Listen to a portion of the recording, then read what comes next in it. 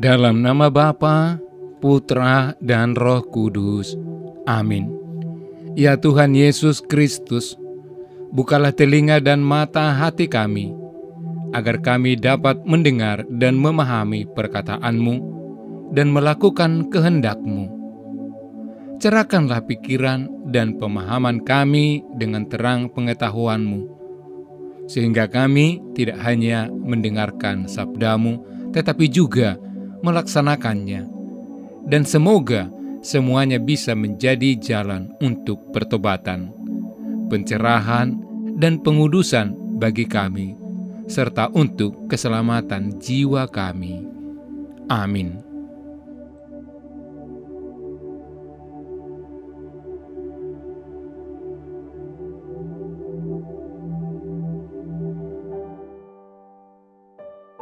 Maka bersungut-sungutlah orang Yahudi tentang Dia, karena Ia telah mengatakan, "Akulah roti yang telah turun dari surga."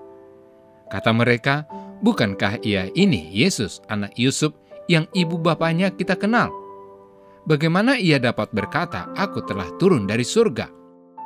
Jawab Yesus kepada mereka, "Jangan kamu bersungut-sungut. Tidak ada seorang pun yang dapat datang kepadaku jikalau ia tidak ditarik oleh Bapa yang mengutus aku, dan ia akan kubangkitkan pada akhir zaman. Ada tertulis dalam kitab nabi-nabi, dan mereka semua akan diajar oleh Allah. Dan setiap orang yang telah mendengar dan menerima pengajaran dari Bapa datang kepadaku. Hal itu tidak berarti bahwa ada orang yang telah melihat Bapa. Hanya Dia yang datang dari Allah, Dialah yang telah melihat Bapa. Aku berkata kepadamu, sesungguhnya barang siapa percaya, ia mempunyai hidup yang kekal. Akulah roti hidup. Nenek moyangmu telah makan manna di padang gurun, dan mereka telah mati. Inilah roti yang turun dari surga. Barang siapa makan daripadanya, ia tidak akan mati. Akulah roti hidup yang telah turun dari surga. Jikalau seorang makan dari roti ini, ia akan hidup selama-lamanya. Dan roti yang kuberikan itu ialah dagingku yang akan kuberikan untuk hidup dunia. Demikianlah sabda Tuhan. Jikalau seorang makan dari roti ini, ia akan hidup selama-lamanya.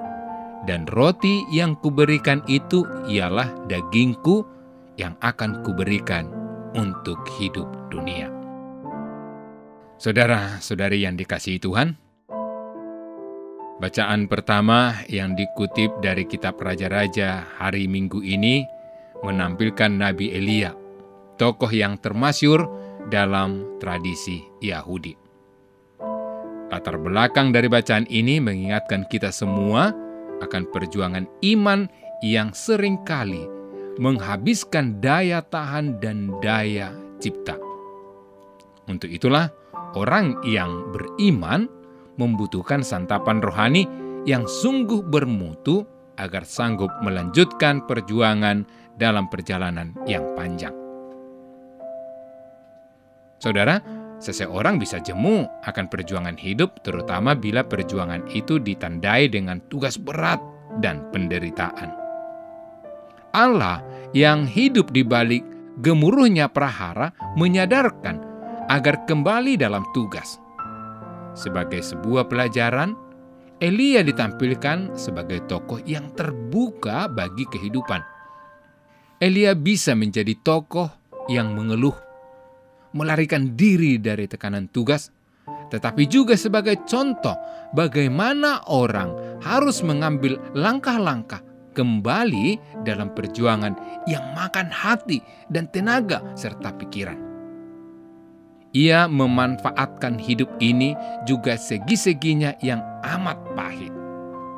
Sikap ini tentu saja dipengaruhi oleh keyakinan tentang Allah yang hidup, yang hadir dan ditemui di tengah-tengah penderitaan hidup manusia. Dan saudara, bacaan kedua mengajak kita semua agar jangan sampai kehilangan waktu yang berharga bagi pengisian hidup dalam Kristus, terutama dalam suasana di mana terjadi ketegangan antara semangat daging dan kekuatan roh. Hidup menjadi ibadah yang benar. Ibadah yang benar ialah puncak kehidupan. Oleh karena itu, ibadah jangan dijauhkan dari kenyataan hidup. Ibadah yang tinggal upacara dan tidak menyentuh inti kehidupan akan kehilangan pesan kebijaksanaannya. Saudara-saudari yang dikasihi Tuhan, bacaan Injil hari ini menegaskan bagaimana Yesus menyerahkan seluruh hidupnya sebagai santapan manusia. Apa yang disantap manusia sudah merupakan perjuangan banyak orang.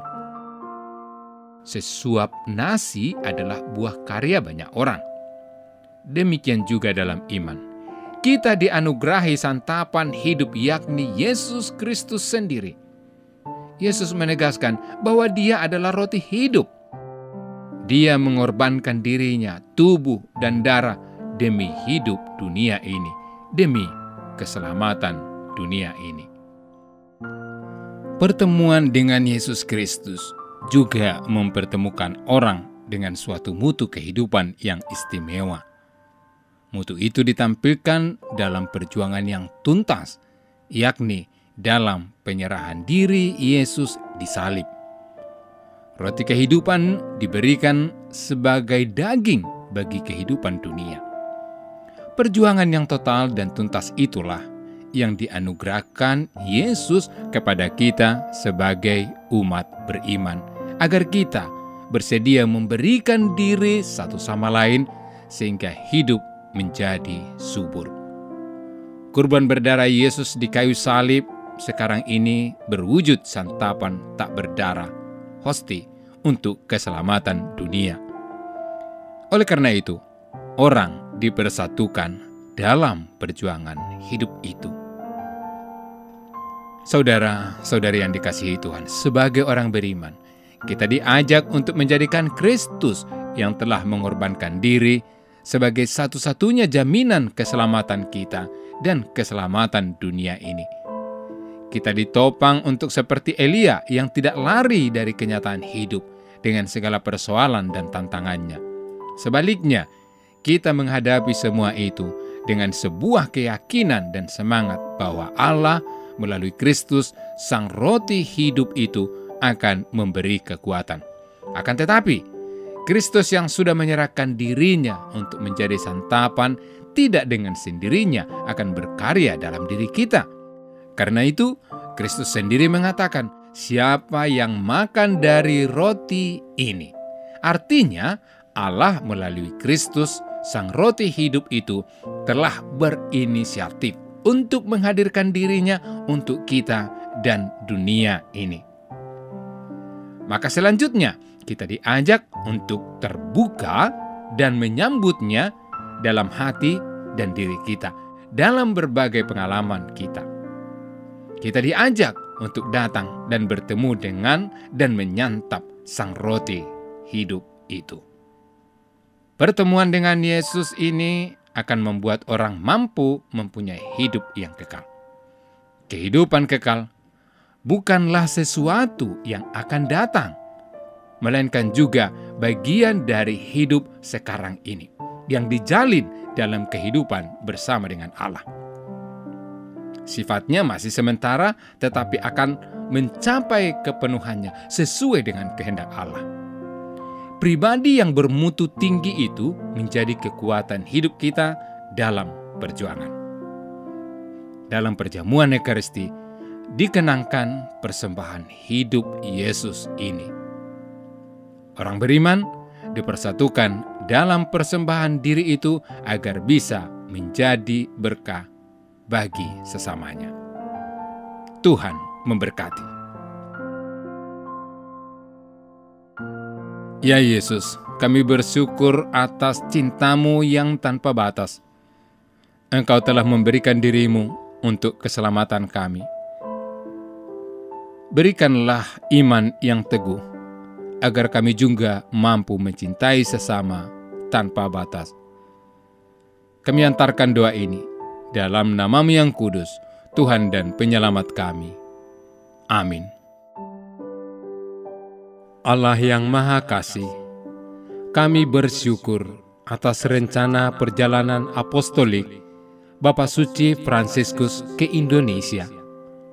Semoga perjalanan ini menjadi pengalaman iman yang mempererat persaudaraan dalam keanekaragaman, memperkuat bela rasa kepada saudari-saudara kami yang miskin, lemah, tersingkir, dan menderita.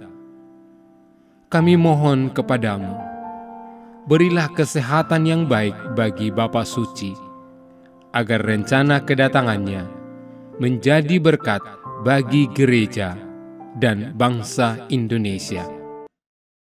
Semoga kehadirannya membawa sukacita Injil dan membangkitkan pengharapan bagi terciptanya kerukunan, kedamaian, dan kebaikan bersama Bunda Maria, Ibu dan Teladan Iman, serta Bapak Yosef, mempelainya yang amat setia.